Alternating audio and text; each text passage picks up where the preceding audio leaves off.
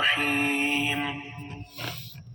الحمد لله الذي أنزل على عبده الكتاب ولم يجعل له عوجا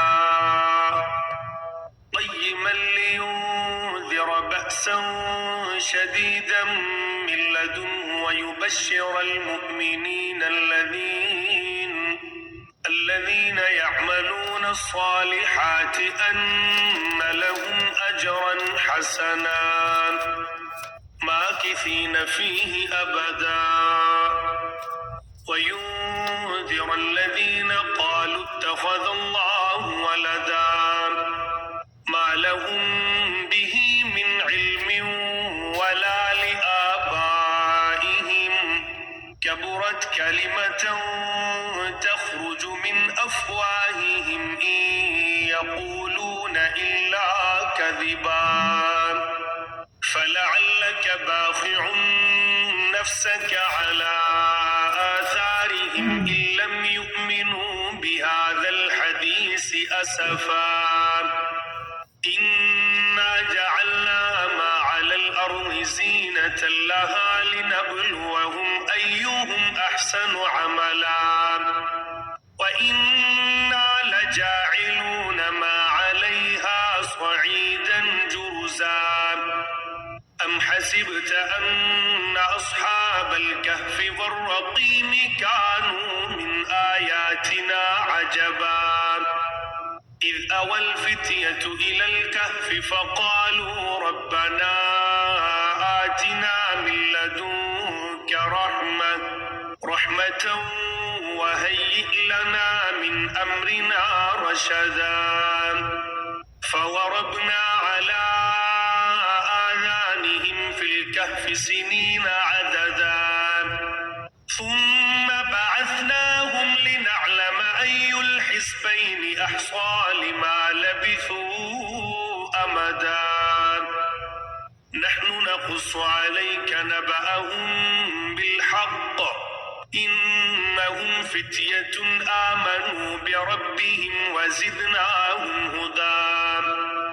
وربطنا على قلوبهم إذ قاموا فقالوا ربنا رب السماوات والأرض لن ندعو من دونه إلها لقد قلنا إذا شططا هؤلاء قوم اتخذوا من دونه آلهة لولا يأتون عليهم بسلطان بين فمن أظلم ممن افترى على الله كذبا وإذ اعتزلتموهم وما يعبدون إلا الله فاهووا إلى الكهف ينشر لكم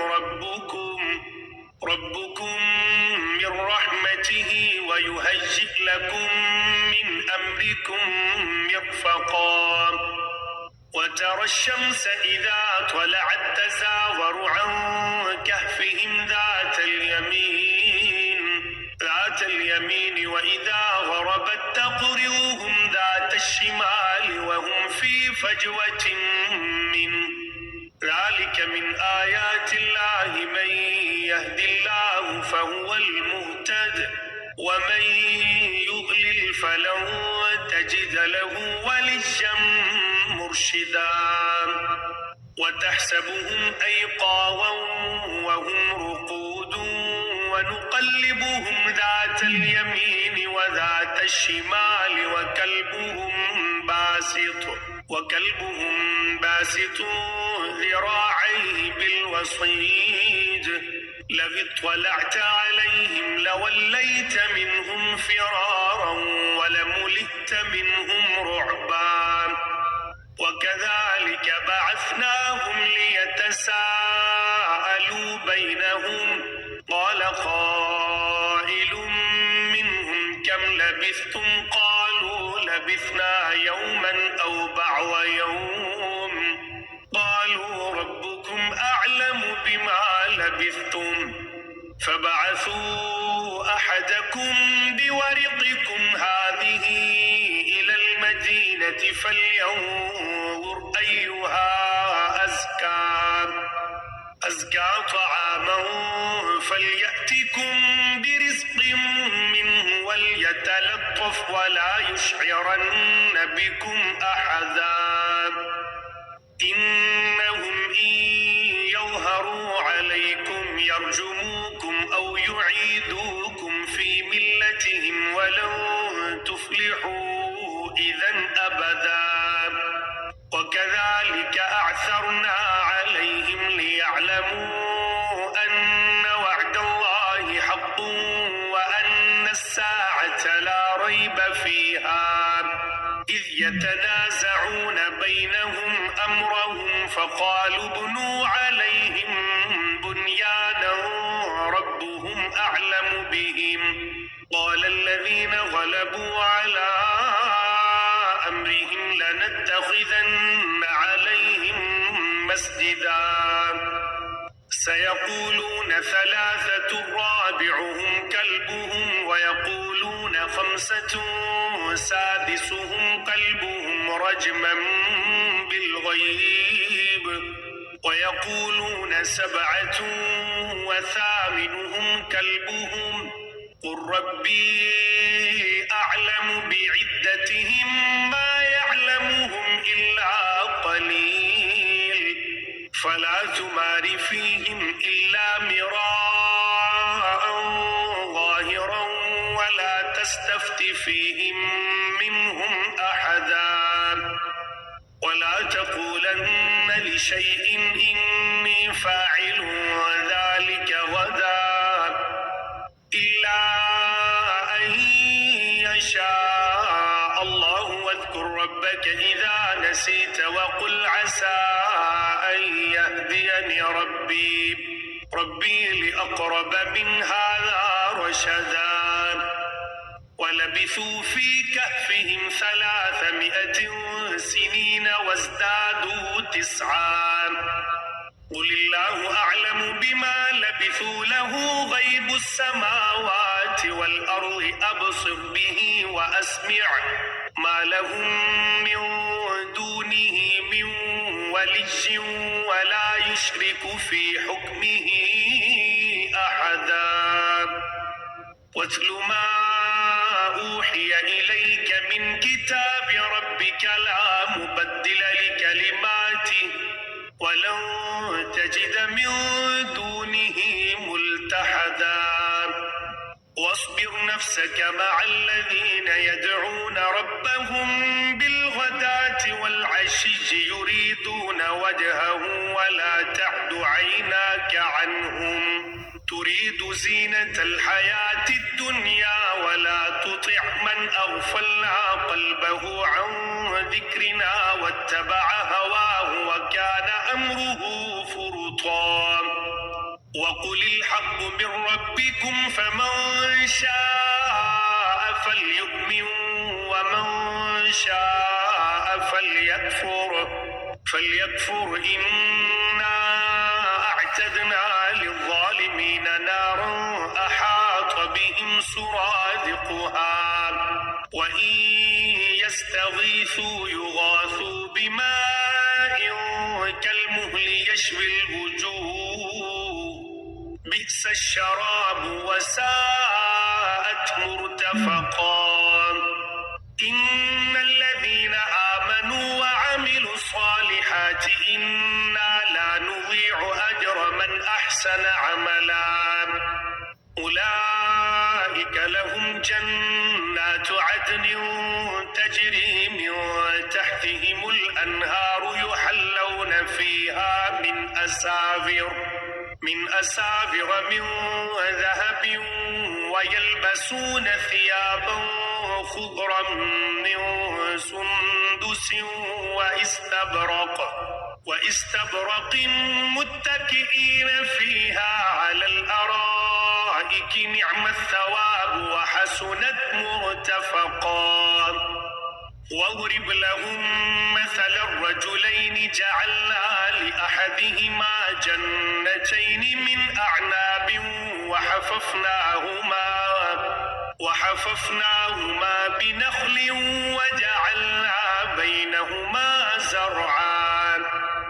كلتا الجنتين آتت أكلها ولم تظلم منه شيئا وفجرنا خلالهما نهرا وكان له ثمر فقال لصاحبه وهو يحاوره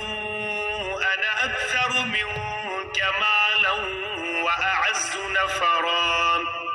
ودخل جنته وهو ظالم لنفسه قال ما أظن أن تبيد هذه أبدا وما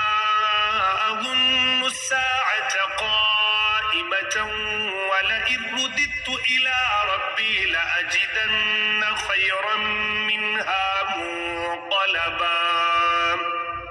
قال له صاحبه وهو يحاوره أكفرت بالذي خلقك من تراب ثم من نطفة ثم سواك رجلا لكن هو الله ربي ولا أشرك بربي أحدا ولولا إذ دخلت جنتك قلت ما شاء الله لا قوة إلا بالله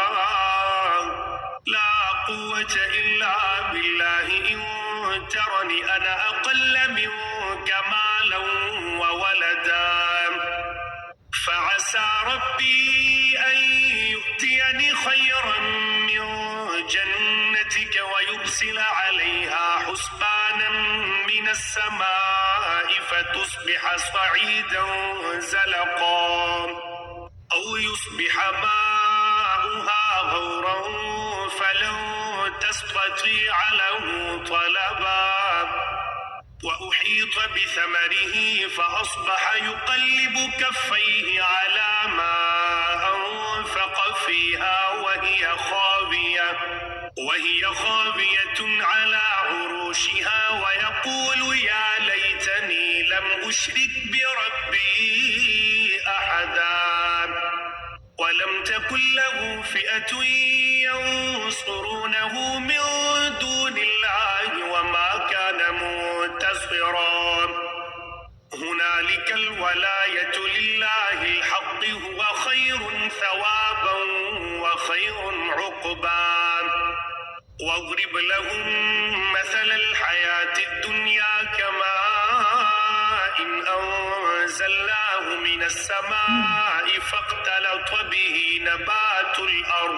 نبات الأرض فأصبح هشيما تذروه الرياح وكان الله على كل شيء مقتدرا المال والبنون زينة الحياة الدنيا والباقيات الصالحات خير عند ربك ثوابا وخير أملا ويوم نسير الجبال وترى الأرض بارزة وحشرناهم فلم نغادر منهم أحدا وعرضوا على ربك صفا لقد جئتمونا كما خلقناكم أول مرة بل زعمتم أن لن نجعل لكم موعدا ووضع الكتاب فترى المجرمين مشفقين مما فيه ويقولون يا ويلتنا ما لهذا الكتاب لا يغادر صغيرة ولا كبيرة إلا أحصاها ووجدوا ما عملوا حاضرا ولا يظلم ربك أحدا وإذ قلنا للملائكة اسجدوا لآدم فسجدوا إلا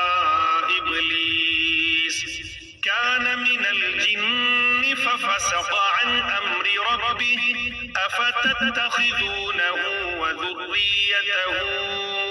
أولياء من دوني وهم لكم عدو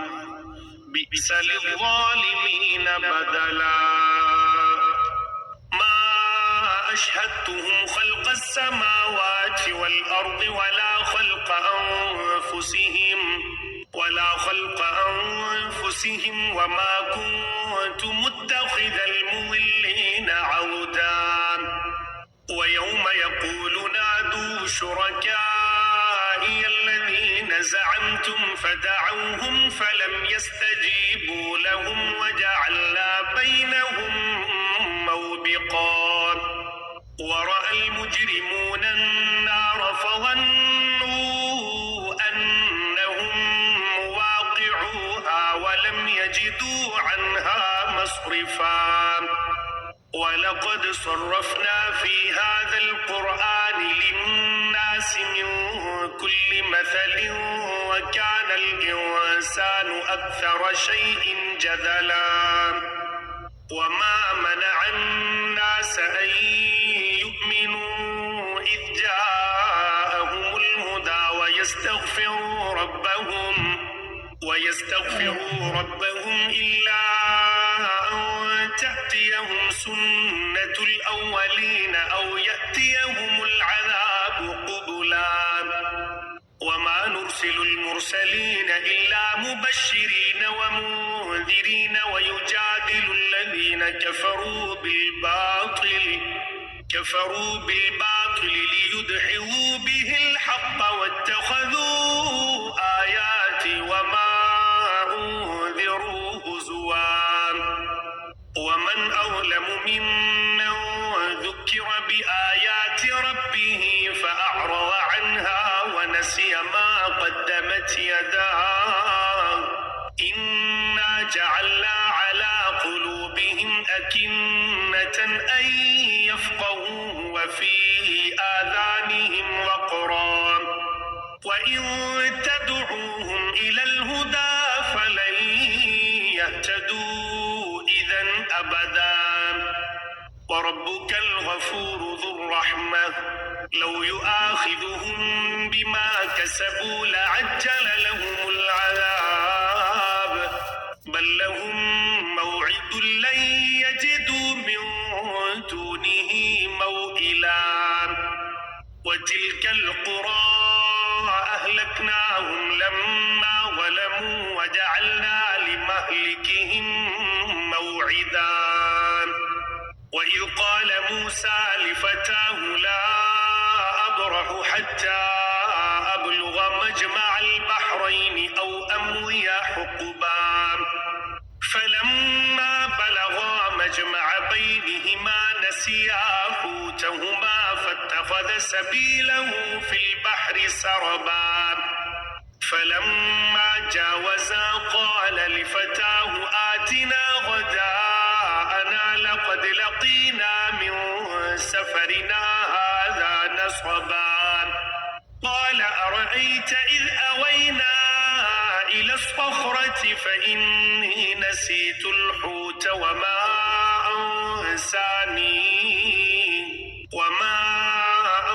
أنسانيه إلا الشيطان أن أذكره واتخذ سبيله في البحر عجبا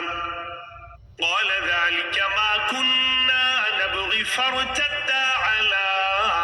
آثارهما قصصا فوجدا عبدا من عبادنا آتيناه رحمة من عندنا وعلمناه من لدنا علما قال له موسى هل أتبعك على أن تعلمني مما علمت رشدا قال إنك لن تستطيع معي صبرا وكيف تصبر على ما لم تحط به خبرا قال ستجدني إن شاء الله صابرا ولا أعصي لك أمرا قال تسألني عن شيء حتى أحدث لك منه ذكرا فانطلقا حتى إذا ركبا في السفينة خرقها قال أخرقتها لتغرق أهلها لقد جئت شيئا إمرا قال ألم أقل إنك لن تستطيع معي صبرا قال لا تؤاخذني بما نسيت ولا ترهقني من أمري عسرا فانطلقا حتى إذا لقيا غلاما فقتله قال أقتلت نفسا زكية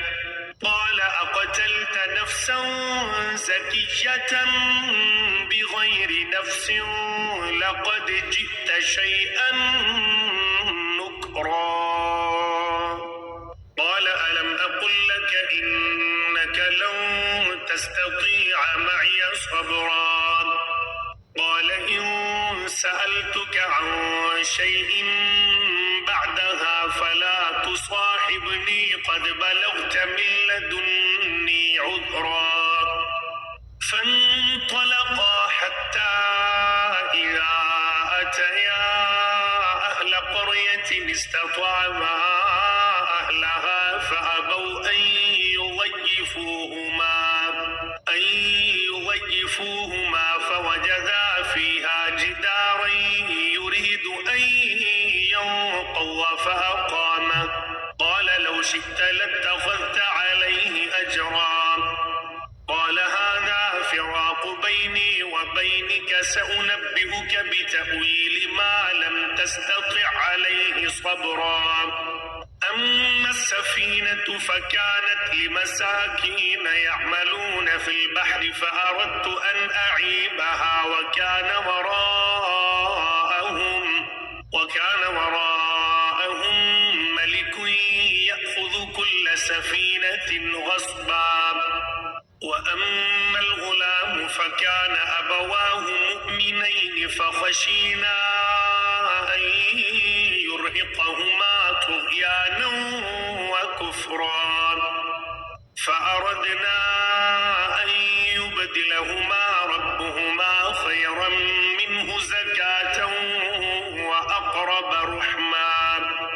وأما الجدار فكان لغلامين يتيمين في المدينة وكان تحته كنز لهما وكان أبوهما صالحا فأراد ربك أن يبلغا أشدهما ويستخرجا كنزهما رحمة من ربك وما فعلته عن أمري ذلك تأويل ما لم تسطع عليه صبرا ويسألونك عن ذي القرنين قل سأتلو عليكم منه ذكرا إنا مكنا له في الأرض وآتيناه من كل شيء سببا فأتبع سببا حتى إذا بلغ مغرب الشمس وجدها تغرب في عين حمئة ووجد عندها قوما قلنا يا ذا القرنين إما أن تعذب وإما أن تتخذ فيهم حسنا قال أما من ظلم فسوف نعذبه ثم يرد إلى ربه فيعذبه عذابا نكرا وأما من آمن وعمل صالحا فله جزاء الحسنى وسنقول له من أمرنا يسرا ثم أتبع سببا حتى إذا بلغ مطلع الشمس وجدها تطلع على قوم لم نجعل لهم من دونها سترا كذلك وقد أحطنا بما لديه خبرا ثم أتبع سببا السدين وجد من دونهما قوما لا يكادون يفقهون قولا قالوا يا ذا القرنين إن يأجوج ومأجوج مفسدون في الأرض فهل نجعل لك خرجا على أن تجعل بيننا وبينهم سدا قال ما مكني فيه ربي خير فأعينوني بقوة أجعل بينكم وبينهم ردما آتوني زبر الحديد حتى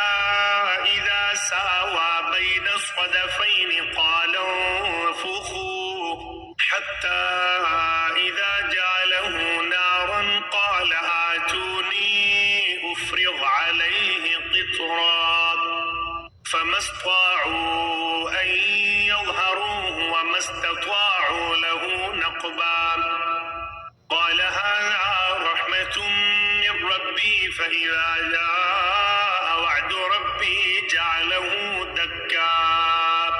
وكان وعد ربي حقا وتركنا بعضهم يومئذ يموج في بعض ونفخ في الصور فجمعناهم جمعا وعرضنا جهنم يومئذ للكافرين عرضا الذين كانت أعينهم في غطاء عن ذكري وكانوا لا يستطيعون سمعا أفحسب الذين كفروا أن يتخذوا عبادي من دوني أولياء إنا أعتدنا جهنم للكافرين نزلا قل هل ننبئكم بالأخسرين أعمالا الذين ضل سعيهم في الحياة الدنيا وهم يحسبون أنهم يحسنون صنعا أولئك الذين كفروا بآيات ربهم ولقائه فحبطت أعمالهم فلا نقيم لهم يوم القيامة وزنا ذلك جزاؤهم جهنم بما كفروا واتخذوا آياتي ورسلي هزوا إن الذين آمنوا وعملوا الصالحات كانت لهم جنات الفردوس نزلا خالدين فيها لا يبغون عنها حولا قل لو كان البحر مدادا لكلمات ربي لنفد البحر قبل أن تنفد كلمات ربي ولو جئنا بمثله مددا قل إنما أنا بشر مثلكم يوحى إلي أنما إلهكم إله واحد فمن كان يرجو لقاء ربه فليعمل عملا صالحا ولا يشرك بعبادة ربه